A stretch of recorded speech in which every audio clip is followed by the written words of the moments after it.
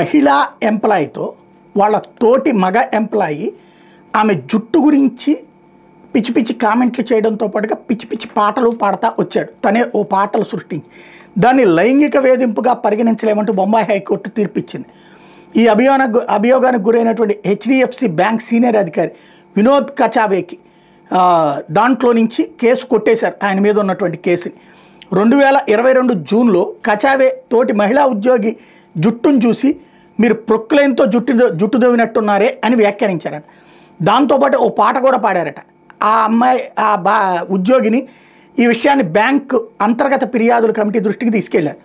అంతేకాకుండా కచావే ఒక పురుష సహోద్యోగి మర్మాంగం గురించి కూడా ఇట్లాంటి మాటలే మాట్లాడారు అంటూ మహిళా ఉద్యోగుల ముందు వ్యంగ్య వ్యాఖ్యలు చేశారంటూ ఆమె ఆరోపించారు. అప్పట్లో కచావే హెచ్డిఎఫ్సి బ్యాంక్ పూణే శాఖలో అసోసియేట్ రీజనల్ మేనేజర్గా ఉండేవాడు. పని ప్రదేశాల్లో మహిళా ఉద్యోగుల లైంగిక వేధింపుల నిరోధక చట్టం కింద ఆయన చేసింది నేరమని బ్యాంక్ అంతర్గత ఫిర్యాదుల కమిటీ తేల్చింది. ఈ నివేదిక మీద కచావే పూణే పారిశ్రామిక కోర్టుకు అప్పీల్ చేస్తే 2024 జూలైలో తనను తీసేయడం తప్పులేదని, అయితే బ్యాంక్ యాజమాన్యం ఆయన హోదాను తగ్గించింది. దాంతో అయితే దీని మీద కచావే హైకోర్టును ఆశ్రయిస్తే అది లైంగిక నేరం కాదని వ్యాఖ్యానించింది.